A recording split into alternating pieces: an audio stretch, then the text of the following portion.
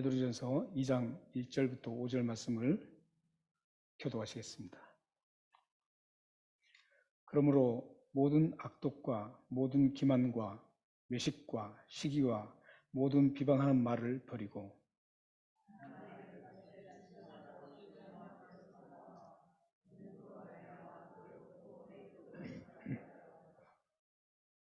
너희가 주의 인자심을 맛보았으면 그리하라.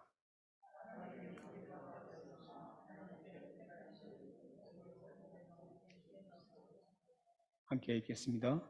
너희도 산돌같이 신령한 집으로 세워지고 예수 그리스도로 말미암아 하나님 기쁘게 하실 선한 제사를 드리라.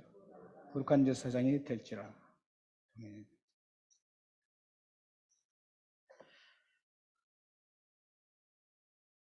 저희들이 지금 베드로전서를 나누고 있는데 베드로전서는 짧습니다. 맨 처음 베드로전서를 제가 나눌 때 베드로전서가 어떤 말씀인지 서론적인 것을 말씀드렸습니다.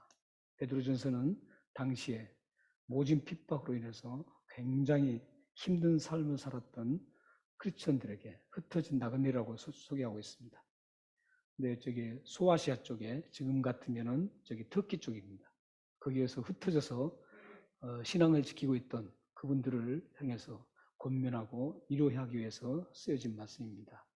그래서 베드로 사도는 그들에게 어떻게 하면 그들을 더 단단한 그 힘든 시기를 잘 이길 것인가 하고 고민하면서 그들을 위로하고 권면하고 있습니다. 오늘 말씀을 보면 그들이 그 시기를 이길 수 있는 그런 강력한 하나의 무기라고 할까요? 어떤 그런 것들을 지금 소개하고 있습니다. 우리들이 사람들을 이렇게 좀 보면 다 특성들이 있습니다. 사람들마다 특성이 있는데 그 특성들을 사실 쉽게 바꾸기 힘듭니다. 바꾸기 힘든데 그 특성들을 누가 강제로 바꾸려고 할 때는 그 문제가 되죠. 그래서 어차피 바꾸기 힘들기 때문에 그 특성을 인정하고 함께 잘 이렇게 협의하면서 또 잘 의논하면서 살아가야 됩니다. 예를 든다면 그렇습니다. 부부들을 보면 버리기를 좋아하는 특성을 가진 분이 있고 또 버리지 않는 특성을 가진 분이 있습니다. 그런데 묘하게도 가정을 보면 남편은 버리지 않는 분들이 많습니다. 버리지 않으려고 하는 분이 많고 부인은 잘 버립니다. 우리 집도 그런 것 같아요. 그런데 말씀을 이렇게 들어보면 대부분 가정이 반대로 된 것 같아요. 원래 부부가 부인이 버리는 것을 좀 다 아끼는 스타일로 생각하는데 그렇지 않은 것 같아요. 그래서 이 버리는 걸 굉장히 좋아합니다. 부인은 버리고 남편은 버리지 않으려고 합니다. 그래서 이런 일들이 일어나죠. 남편이 잘 사용하지 않는 거예요. 어떤 물건을 사용하지 않고 저 구석진 곳에 방치해뒀습니다. 한 번도 사용을 하지 않는 걸 방치된 것을 보고 부인이 그걸 이제 버립니다. 그런데 하필 버리고 나면 그게 꼭 쓰일 때가 있어요. 그래서 그걸 찾습니다. 찾으면 이미 버리고 없어서 찾지를 못하죠. 그때 특성을 이해하고 가야 되는데 왜 버렸느냐고 하면 이제 그때 싸움이 벌어집니다.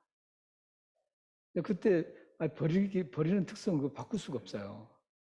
그렇기 때문에 버렸어요 하고 마음은 아프지만 그냥 넘어가야 됩니다. 만약에 거기서 왜 버렸냐고 하면서 화를 낸다든지 이렇게 하면 싸움이 벌어지면 좋지 않습니다. 옷도 그렇습니다. 옷도 별로 입질 않아요. 그래서 항상 옷걸이 구석진 곳에 걸려 있습니다. 그러니까 부인이 저 옷은 입지 않는구나. 아무리 봐도 입지 않으니까 이제 버립니다. 그런데 어느 날 남편이 그 옷을 모처럼 입어보려고 찾습니다. 그런데 그 옷은 이미 아내가 버리고 없습니다. 그랬을 때도 마찬가지입니다. 왜 옷을 버렸냐고 하면 안 됩니다. 버리는 특성이 있으니까 버렸구나 하고 이제 이해하고 넘어가면 가정이 화평해집니다. 어떤 분은 버리기를 잘해서 돈을 몇천 불 되는 돈을 그냥 버리기도 합니다. 이제 모르고 버렸겠죠. 버리기를 잘하다 보니까 그렇게 되는 겁니다.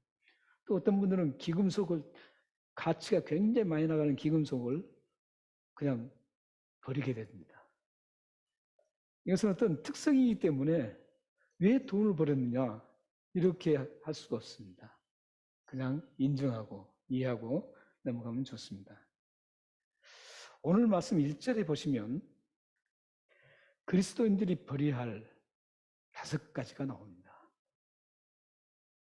우리들은 버려야 할 것과 버리지 말아야 할 것을 잘 구분하는 게 그리스도인이어야 돼요.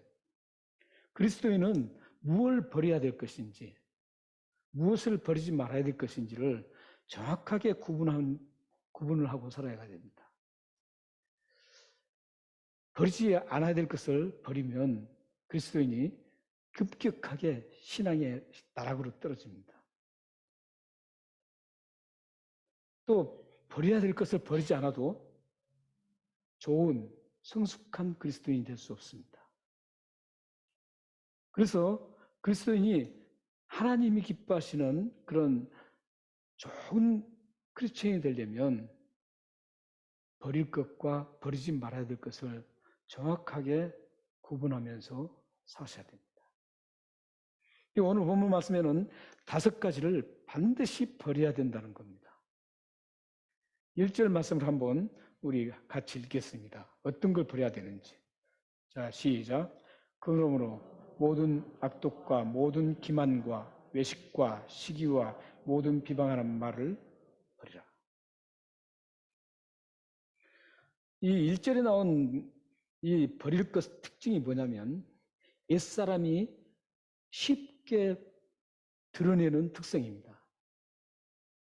옛사람이라는 것은 어떤 사람이냐면 예수 그리스도를 믿기 전의 사람, 예수 그리스도를 믿기 전에 옛사람들이 쉽게 드러내는 특성을 얘기하고 있습니다. 그런데 제가 말씀드리지만 특성을 쉽게 바꿀 수 없다고 그랬죠. 바꿀 수는 없습니다. 그러나 여기에서 지금 버리라고 합니다. 버리라고 한 말은 어떤 말씀이냐면 그냥 한 번에 단번에 다 버리라 이런 뜻이 아닙니다. 문법적으로 보면 이게 진행형으로 되어 있습니다. 분사 진행형이에요. 그래서 어떤 의미냐면 버리는 것이 계속적으로 버려야 된다는 거예요. 이게 우리들이 힘든 싸움입니다. 한번 버리고 말면 얼마나 좋겠어요. 예를 들어서 여기 보세요. 악독. 여기서 보면 모든이라는 거, all 그걸 붙였어요. 모든 악독이에요. 한 가지 악독이 아니라. 이 악독이라는 건 뭐냐면 다른 상대방에게 잘못되게 하려고 하는 그런 좋지 못한 마음을 얘기합니다. 어떻게 하면 저 사람에게 내가 예를 들어서 그런 것 있잖아요. 나에게 좀 좋지 않게 했던 사람들, 나에게 데미지를 줬던 사람들, 상처를 줬던 사람들, 이 사람들을 향해서 악독을 한 마음을 가진다는 것은 뭐냐면 그 상처에 대해서 보복을 하겠다는 거예요. 나를 그렇게 했어? 그래.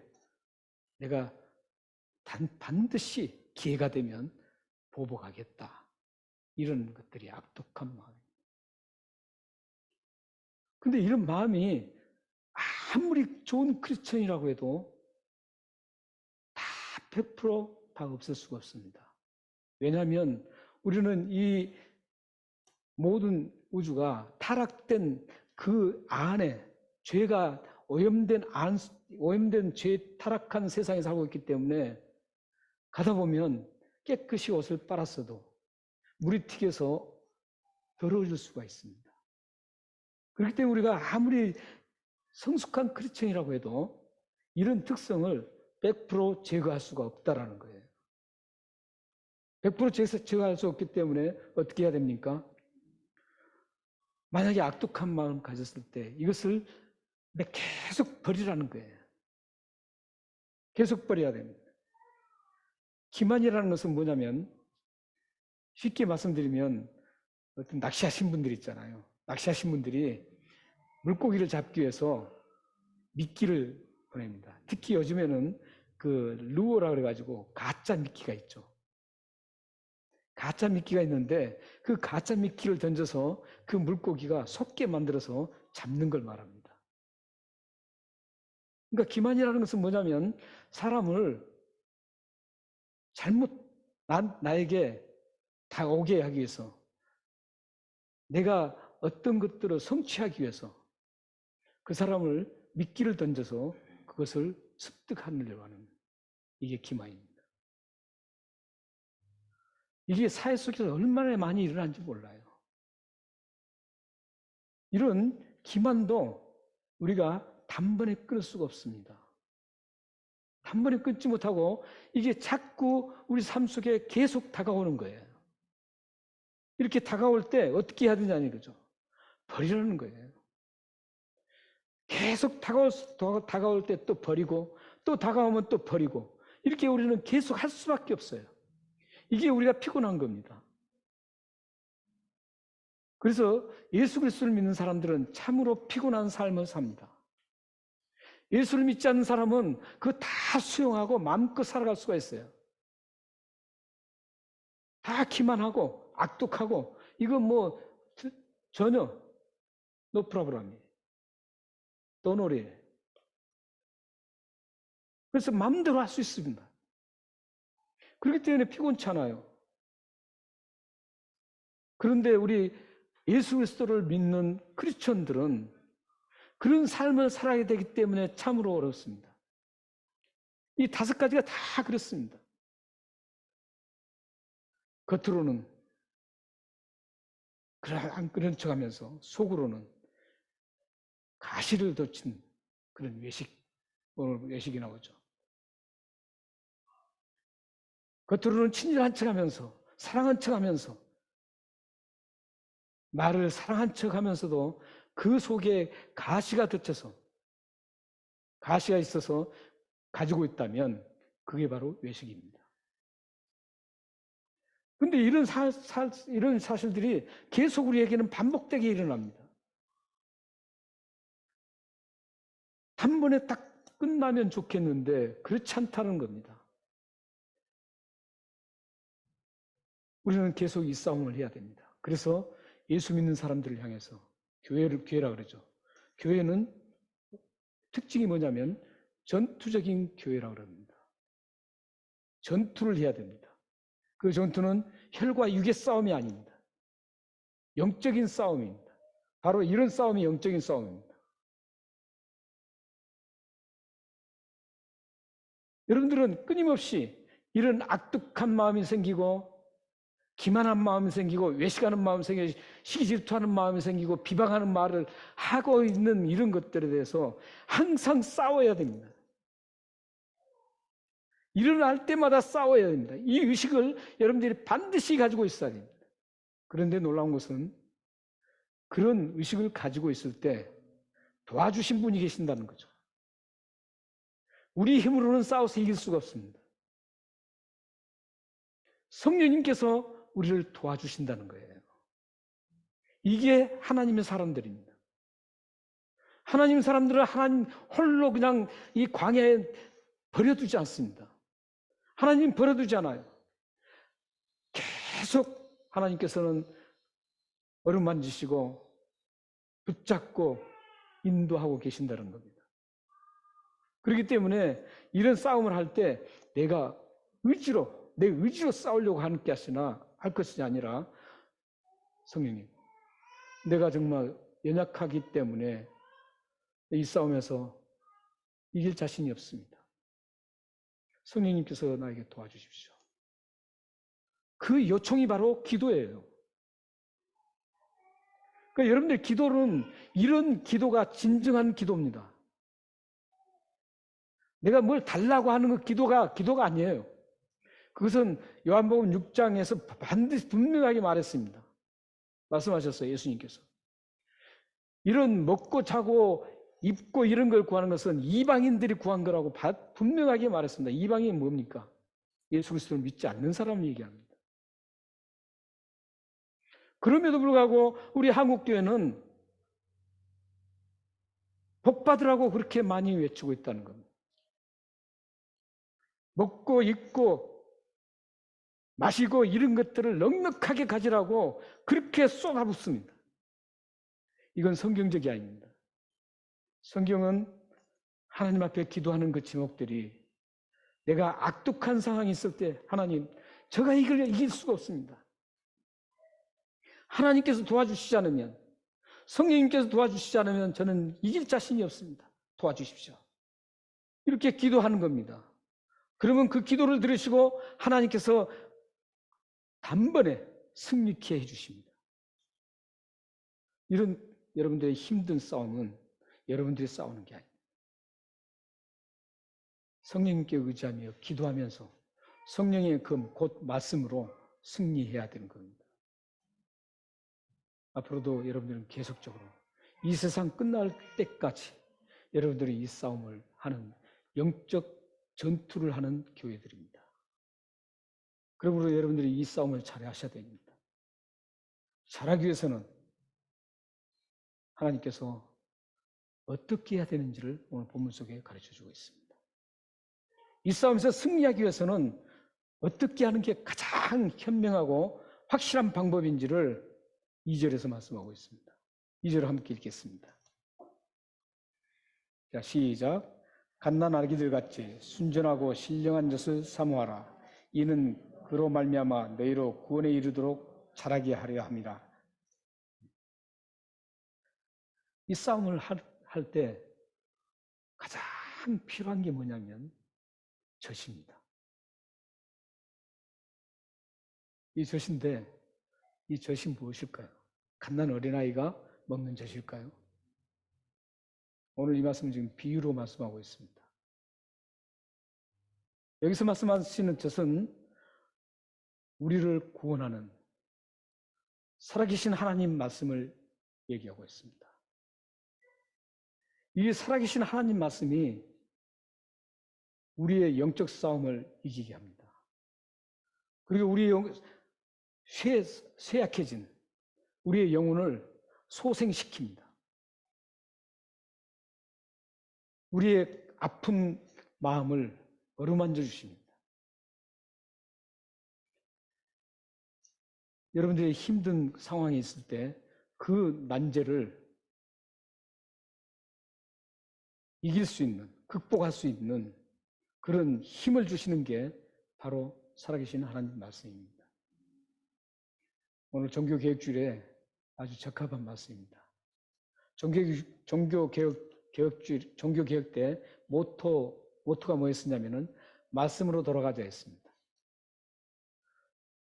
오직 말씀. 솔라 그라티아라고 합니다. 솔라 스크립처라고 합니다. 그래서 말씀으로 우리가 무장을 해야 됩니다. 그래서 오늘 이 말씀을 보시면 여러분들이 어떻게 하면 이 악독과 기만과 외식과 시기와 비방하는 그런 일들이 있을 때 강력하게 그걸 물리칠 수 있는 그 방법이 젖입니다. 하나님 말씀입니다. 그래서 오늘 본문 말씀 보면 이 순전하고 신령한 말씀을 어떻게 하라고 합니까? 젖을 어떻게 하라고 그러죠? 사모하라고 그럽니다. 이 사모하라는 말씀을 가장 잘 이해하기 위해서 시편 42편 1절 말씀이 우리 잘 이해하게 만듭니다. 한번 읽겠습니다. 시작. 하나님이여 사심이 시냇물을 찾는 게 갈급한 것 같이 내 영혼이 주를 찾기에 갈급하나이다. 잘하시는 말씀이죠. 잘하시는 말씀인데 저기 보면 지금 갈급이라는 단어가 2번 나옵니다. 사슴이 목이 굉장히 마릅니다. 이제 이게 말은 굉장히 말급할 때 이 갈급함이라는 단어는 그냥 목이 좀 마르구나 이런 뜻이 아닙니다. 지금 당장 이걸 마시지 않으면 생명의 위험을 느끼는 그런 순간을 얘기하고 있습니다. 지금 물을 마시지 않으면 사슴이 생명의 위기가 오는 겁니다. 그래서 이 사슴이 모든 걸 다 쏟아서 신의 물을 찾습니다. 왜냐하면 죽지 않기 위해서. 신의 물을 찾아서 그 험난한 어떤 것도 다 극복하면서 그걸 신의 물을 찾아서 갑니다. 그래서 그 신의 물을 마십니다. 그 찾는 과정을 갈급함이라고 합니다. 그런데 오늘 본문은 그 말씀을 사모함으로 지금 바꿔서 말씀하고 있습니다. 그러니까 여기서 사모함이라는 것은 하나님 말씀을 사모한다는 것은 그냥 그래 말씀이 나에게 좀 유익이 되지 이런 수준이 아니라는 겁니다. 여기서 지금 신령하고 순전하고 신령한 젖을 사모하라 이 말씀은 하나님 말씀을 갈급하게 찾으라는 말씀이에요. 얼마만큼 갈급하게요? 내가 곧 지금 생명의 위기가 있으니까 모든 걸 다 제껴두고 그 말씀을 찾아서 헤매는 그런 사슴처럼 헤매는 그런 단어가 바로 사모함입니다. 그냥 하나님 말씀이 좋으니까 내가 사모합니다. 이게 아니라는 겁니다. 자, 여러분들은 그렇게 이 말씀을 듣고 어떻게 생각하십니까? 여러분들이 하나님 말씀에 대해서 어떻게 생각하고 지금 대면하고 있습니까? 그래 하나님 말씀 이거 아무것도 아니지. 그러면 읽으면 되지 그래 내가 크리스천이니까 이 말씀 좀 내가 읽어야 되겠지. 이런 수준이 아닙니다. 여러분들이 이 말씀을 시시하게 여기면 안 됩니다. 이 세상에 이 하나님 말씀은 이 성경밖에 없어요. 하나님께서 직접 성령의 감동으로 우리에게 주신 말씀은 이 성경밖에 없다고요. 그러니까 하나님 말씀 음성을 들을 수 있는 것은 성경밖에 없습니다. 신비스럽게 기도해가지고 음성 듣는다? 그것은 가짜입니다. 물론 하나님께서 특별하게 역사하실 때도 있습니다. 그러나 대부분 99%는 성경을 통해서 우리에게 들려주십니다. 그런데 성경을 모르고 그 음성을 들을 수 있겠어요? 못 듣습니다. 그래서 이 말씀을 여러분들은 집에 있든지 유대인들이 그렇지 않습니까? 집에 있든지 나갈 때든지 항상 매달고 살으라고 그랬죠. 이 말씀을 여러분들이 너무 경하게 생각하면 안 됩니다. 너무나 흔하니까 우습게 생각하는데 그렇지 않습니다. 잉글리시에서, 매스매티스에서, 사이언스에서, 히스토리에서 하나님 말씀은 없습니다. 그 어디에도 픽션 소설 같은 데도 하나님 말씀이 아닙니다. 오직 하나님 말씀은 바이블밖에 없습니다. 성경밖에 없어요. 얼마나 여러분들이 성경을 하나님께서 주셨다는 것에 대해서 축복인지 모릅니다. 이 성경에는 우리가 어떻게 구원받아야 되는지를 다 다 로드맵이 되어 있습니다. 이 성경 속에는 우리가 크리스천으로서 어떻게 살아가야 되는지 다 길잡이가 있습니다. 하나님이 어떠신 분이고 하나님이 우리를 향해서 어떤 마음을 가지셨는지를 이 성경 속에서만 찾을 수 있습니다. 그러므로 성경을 목숨을 걸고 갈급하게 찾아야 된다는 겁니다.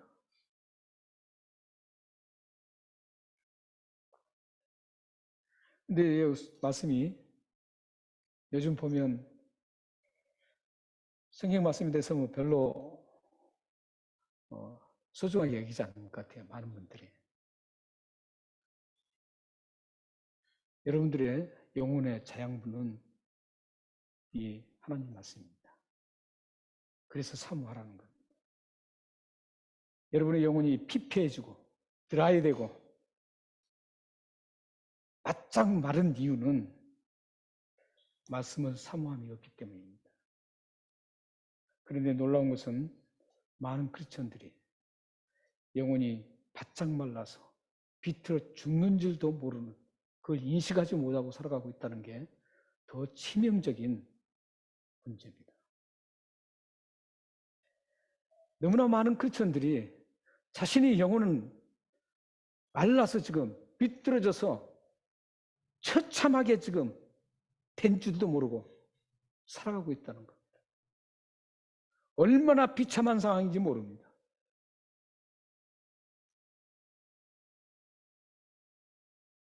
사탄이 가장 우리에게 사용하는 게 뭔지 아세요?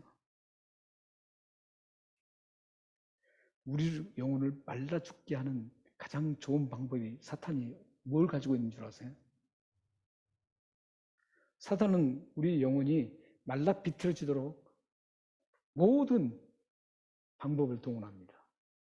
동원하는데 그 방법 중에 최고의 방법이 뭐냐면 하나님 말씀을 사모하지 않게 하는 겁니다. 하나님 말씀이 담기지 않으면 영혼은 영양 공부를 받지 못하기 때문에 말라 비틀어질 수밖에 없습니다. 그래서 어떻게든 이 사탄은 우리로 하여금 하나님 말씀과 동떨어지게 만드는 겁니다. 멀어지게 만드는 겁니다. 이게 가장 큰 작전입니다.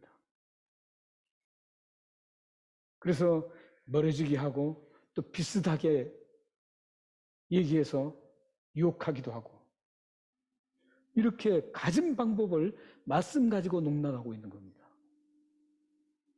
그래서 여러분들이 버릴 것을 다 버려야 돼요. 하나님이 좋아하지 않는 것은 다 버려야 합니다. 그 버리지 않으면 사모함이 없습니다.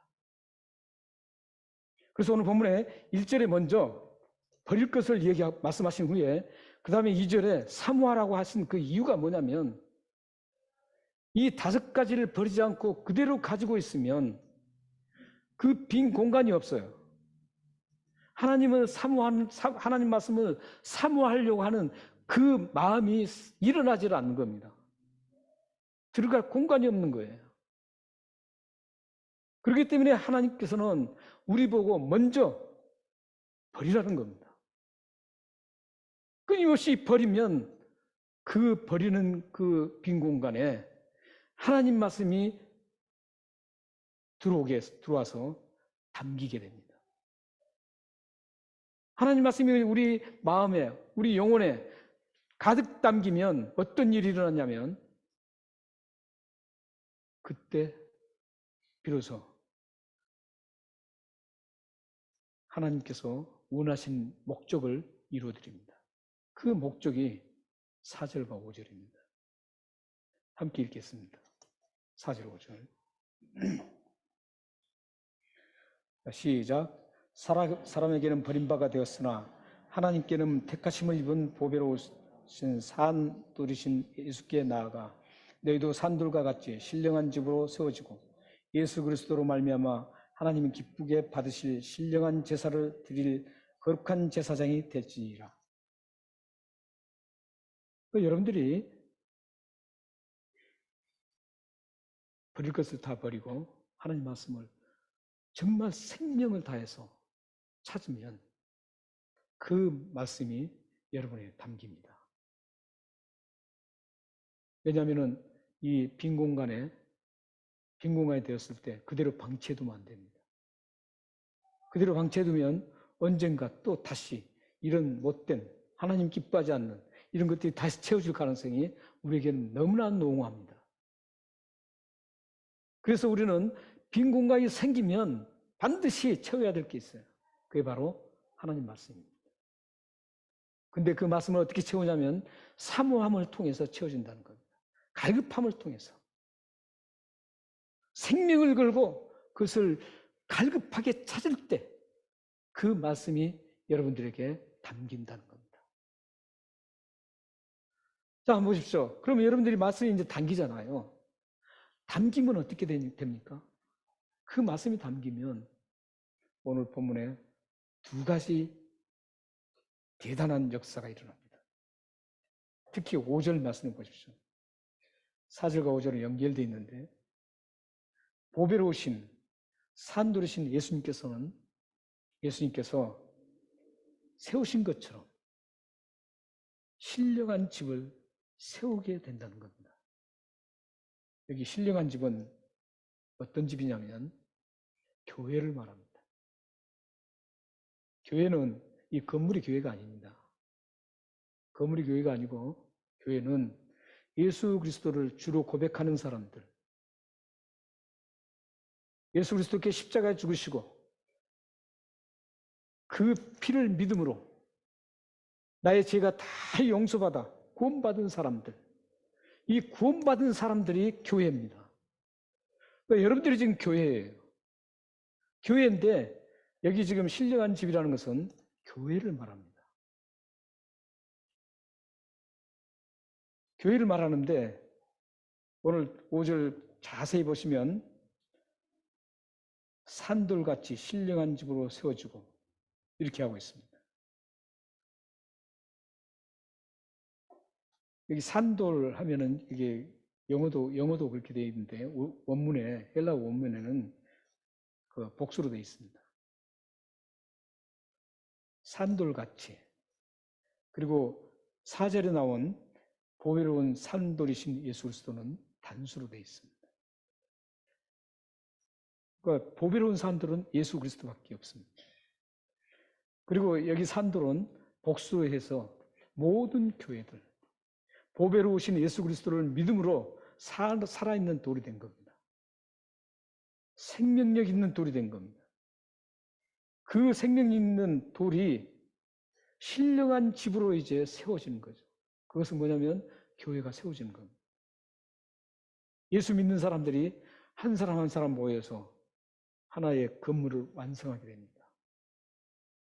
그래서 요한계시록에 보면 마지막 하나의 그 교회의 마지막 한 사람이 누군지는 모르겠지만 그 마지막 한 사람이 집을 완성할 때 딱 끼워지면 그때 예수 그리스도께서 카밍하시는 겁니다. 재림하시는 겁니다.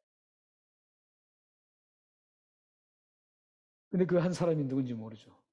그러기 전까지 우리가 모두 한 사람 한 사람 예수를 믿게 되어서 지금 집을 지어주고 있는 겁니다. 지금 얼마만큼 집이 지어졌는지는 하나님밖에 모릅니다. 이 예배당을 한번 보십시오. 예배당을 보면 이게 벽돌만 해도 어마어마하게 많죠. 셀 수 없이 지금 많겠죠.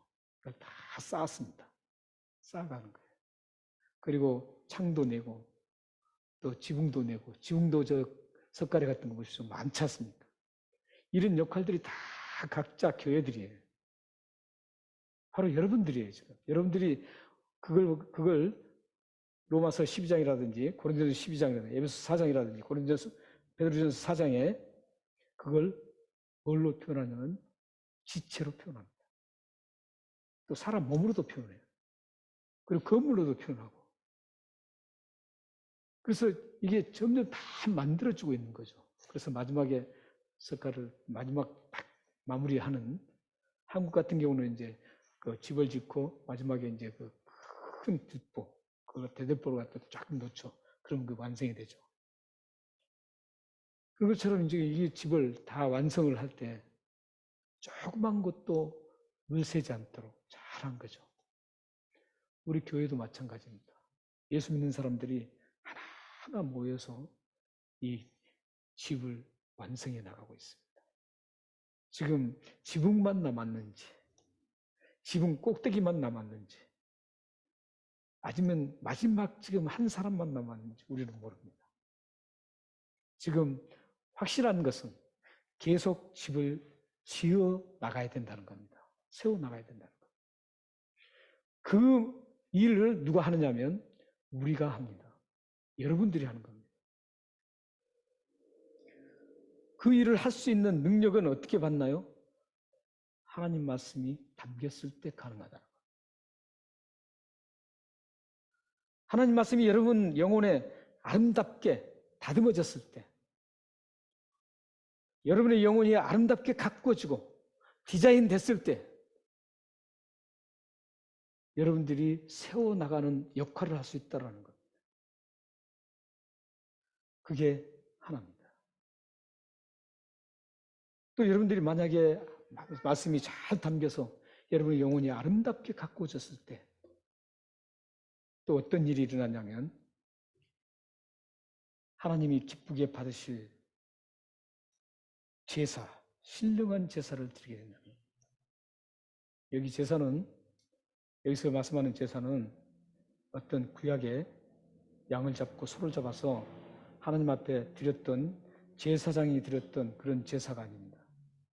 여기서는 요한복음 4장 24절 말씀처럼 우리 한번 읽죠. 요한복음 2장 24절 함께 읽겠습니다. 자, 시작. 하나님은 영이시니 예배하는 자가 신령과 진정으로 예배할지니라. 이 말씀. 신령한 집으로 세워지는 것. 이것은 어떤 말씀이냐면 하나님을 말씀이 담겨서 영혼이 아름답게 가꿔지고 영혼을 잘 아름답게 디자인되어 있으면 하나님 앞에 신령한 예배자로 설 수 있다는 것. 하나님 말씀이 없으면 예배를 예배답게 드릴 수가 없습니다. 아무리 날고 뛰고 찬양하고 눈물을 흘려도 헛것입니다. 요즘 예배가 지금 그런 예배로 진행되고 있다는 게 슬픕니다. 난리를 합니다.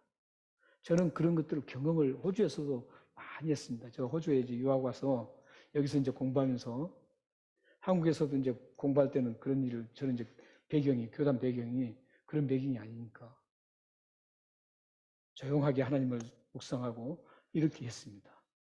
호주 와서 저거 어떻게 잘못해서 어떤 그런 신학교를 호주 신학교를 갔습니다. 갔더니 막 난리예요. 그래서 제가 6개월 하고 그만둬 버렸습니다. 그리고 다른 신학교 가서 공부를 했습니다. 막 눈물을 흘리고 난리를 해요. 근데 삶은 아주 엉망이에요. 그렇게 눈물을 흘리고 막 난리를 했으면 삶도 그렇게 올곧게 막 난리가 돼야 되잖아요. 그래서 다른 사람들, 야, 저 사람 봐라 막 하면서 난리가 나야 되는 거예요. 그런데 그렇지 않습니다. 눈물 흘리고 막 방언하고 막 쉐이크, 막 홀리 쉐이크라고 막 흔들고 막 떨고 막 이렇게 하는데 그 사람들 삶을 보면 그 신학생들이에요. 이해할 수 없어요. 크리스천 같지 않았어요. 그래서 제가 그냥 그만둬 버렸습니다. 여기서 내가 배웠다가는 제가 이제 그거 공부하러 간 게 아니었습니다. 거기다 저는 뭔가 학과를 하나 세다 가려고 갔거든요. 근데 그 세다 했다고는 하나님 앞에 책망 들을까 싶어서 제가 그만둬 버렸습니다. 우리는 이 말씀, 이 성경 말씀이 얼마나 여러분들에게 소중한지 모릅니다. 말씀을 제대로 알아야만 예배도 여러분들이 하나님이 기뻐하시는 예배를 드릴 수 있는 예배자가 됩니다. 이 맛을 모르니까 그런데 혼돈돼 가지고 거기에 그 유혹돼 가지고 가서 막 그냥 막 그 광란을 하는 거죠. 저는 그걸 광란이라고 합니다. 예배라고 보지 않습니다. 성경이 그렇게 증거하고 있어요. 그 대표적인 게 뭔지 아세요? 엘리야가 갈멜산에서 아르사 선지자들 450명과 여기 바알 선지자 400명과 대결했을 때 어떤 특징이 난 줄 아세요? 불을 끌어내려야 되는데 엘리야는 무릎을 꿇고 고개를 받고 하나님 앞에 정말 간구합니다. 그런데 아세라 바알 선지자들이 어떻게 한 줄 아세요? 막 축제를 벌이면 난리를 합니다. 그래도 불이 안 내려오니까 막 자기들의 몸을 칼로 막 피를 흘리면서 그렇게 막 난리를 칩니다. 그런데 결론은 어떻게 됐습니까? 하나님이 기뻐하시는 응답은 어디서 어떻게 왔습니까? 엘리야가 가만히 조용히 하나님 앞에 기도했을 때 응답이 되었습니다. 그 외에도 성경은 다 그렇게 증거하고 있어요. 다 그렇게 증거합니다. 정신 똑바로 차려야 돼요, 사실은. 이 시대에 지금. 우리는 이 예배를 하나님 말씀이 없으면 진정한 예배자로 설 수 없습니다. 여러분들은 이 하나님 말씀을 갈급하게 사모해야 됩니다. 어린아이가 엄마의 젖을 갈급하게 찾는 것처럼 사슴이 시냇물을 갈급하게 찾는 것처럼 여러분들도 생애가 다 되어갈 때까지도 하나님 부르신 그날까지 하나님 말씀을 갈망하며 살아가셔야 됩니다. 그래야만 이 어려운 시기를 여러분들이 승리할 수가 있습니다. 그렇다면 왜 영혼을 아름답게 가꾸고 디자인을 해야 할까요? 영혼을 아름답게 가꾸고 디자인해야 될 그 목적은 디자인했을 때 일어나는 그 현상, 일어나는 결말, 어떤 결말이 일어나는지를 우리 시편 34편 1절 4절 말씀을 한번 얘기했습니다. 여러분들 영혼을 하나님 말씀으로 잘 가꾸고 영혼을 잘 아름답게 가꾸는 그 이유, 가꾼 그 결과가 어떻게 나타나는지 한번 읽겠습니다. 자, 시작. 내가 여호와를 항상 송축하며 내 입술로 항상 주를 찬양하리라. 내 영혼이 여호와를 자랑하리니 공관자들이 이를 기뻐하리로다. 나와 함께 여호와를 광다시하며 함께 그의 이름을 높이세. 내가 여호와께 간구하며 내게 응답하시고 내 모든 두려움에서 나를 건지셨도다. 네, 저는 1지절 한번 보여주십시오. 여기 보면 이제 1절은 내가 여호와를 항상 송축하며 내 입술로 주를 찬송하리다 하고 2절을 보십시오. 내 영혼이 여호와를 자랑하리니. 내 영혼이 여호와를 자랑한다는 것은 어떤 뜻이냐면 영혼이 아름답게 잘 다듬어졌다는 거예요. 잘 아름답게 가꾸어졌을 때 여호와를 자랑하게 됩니다. 그렇지 않으면 자기 자랑이 나옵니다. 바울 같은 경우는 그 영혼이 얼마만큼 잘 다듬어져 있고 아름다운지 십자가 위에는 자랑할 것이 없다고 얘기합니다. 그 똑똑한 사람이. 그런 것처럼 여호와를 자랑하는 것은 여러분들 영혼이 잘 다듬어져 있으면 여호와를 자랑하게 됩니다. 그런데 거기서 끝나지 않고 힘들고 공고한 사람들, 그 사람들이 그 자랑하는 소리를 듣고 어떻게 합니까? 기뻐하는 거예요. 예수를 믿지 않는 사람들이 그 여호와를 자랑하는 걸 보고 기뻐하는 겁니다. 이 자랑은 진정한 자랑입니다. 흔히 예수 믿는 분들이 그러잖아요. 아, 우리 하나님 대단하신 분이야. 내가 간증 들어볼래? 해가지고 간증을 막 합니다. 하나님 이러신 분이야. 이렇게 하죠. 그런데 먹히질 않아요. 먹히질 않아요. 왜 그런 줄 아세요? 그 이유는 그가 하나님 말씀으로 잘 다듬어져 있지 않기 때문입니다. 영혼을 다듬는 것은 하나님 말씀밖에 없어요. 하나님 말씀만이 우리 여러분들의 영혼을 다듬어 줍니다. 다른 거 아무것도 없어요. 감정으로 울 수는 있어요. 좋은 얘기 듣고 간증 들으면 눈물도 나고, 저도 눈물이 많습니다. TV 보다가 막 울고 그렇습니다. 그거하고는 영혼이 가꾸어진 거하고는 다릅니다. 아름답게 디자인된 거하고는 틀려요. 그래서 영혼을 잘 다듬어졌기 때문에, 말씀으로 다듬어졌기 때문에 하나님을 자랑하니까 그게 먹히는 겁니다. 먹혀서 하나님을 믿지 않는 사람들이 듣고 기쁨을 가집니다. 그 3, 4절을 한번 보십시오. 그리고는 어떻게 합니까? 그 사람들이 증거하는, 자랑했던 사람과 함께 여호와는 광대하시다, 함께 그 이름을 높입니다. 이 일은 그냥 형식적으로 해서는, 형식적으로 자랑해서는 안 되는 겁니다. 하나님 말씀으로 잘 영혼이 다듬어졌을 때 거기서 우러나오는 사람이 하나님은 이르신 분이다, 하나님은 살아계신 분이다, 이 말만 해도 저런 놀라운 일들이 일어납니다. 그 말을 듣고 나와 함께 여호와를 강대하시라고, 대단하신 분이라고 찬양하면서 그 이름을 높이 높이는 겁니다. 4절 보십시오. 그렇게 된 사람이 어떻게 됩니까? 하나님께 간구할 때 응답하십니다. 여러분들이 기도 응답이 안 된 이유 중에 하나가 뭔 줄 아세요? 영혼은 바짝 말라 있는데, 하나님 말씀이 없어서 영혼이 바짝 드라이 되어 있고 말라 있는데, 여러분들이 아무리 하나님 앞에 울부짖어도 응답 없습니다.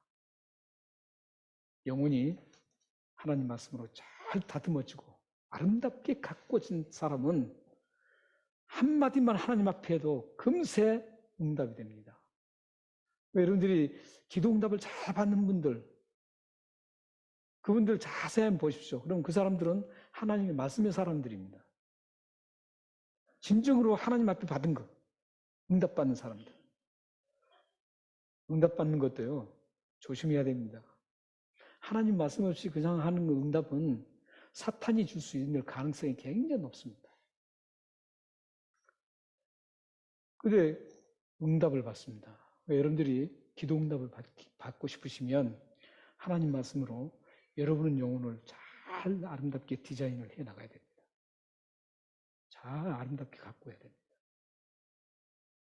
그리고 보십시오. 응답뿐만 아니라 모든 두려움입니다. 모든 두려움에서 건져주십니다. 얼마나 대단합니까? 하나님 말씀이 나에게 담겨서 내가 버릴 것을 다 버렸을 때 하나님 말씀이 담기고, 그 담긴 말씀이 나의 영혼을 아름답게 만들고 가꾸어서 탄탄한 강건한 영혼으로 만들 때 일어나는 현상이 시편 34편 1절에서 4절입니다. 이 말씀 여러분들이 집에 기록해 놓고 하나님 말씀을 잘 기억하면서 여러분들 사신다면 여러분들이 이 말씀을 대로 체험하실 것입니다. 사랑하는 성도 여러분, 여러분들의 영혼을 하나님 보시기에 아름답게 다듬으시기 바랍니다. 여러분의 영혼을 하나님 보시기에 참 좋다, 그렇게 디자인해 나가시기를 바랍니다. 그러면 여러분들의 소원과 여러분들이 하시고자 하는 그 고민과 이런 모든 것들을 하나님께서 응답해 주시고 풍요로움으로 채워주셔서 많은 사람들을 돕고 사는 그런 축복된 삶이 되실 것입니다.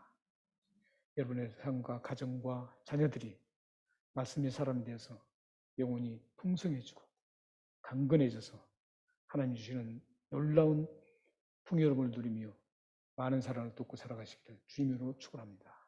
기도하겠습니다.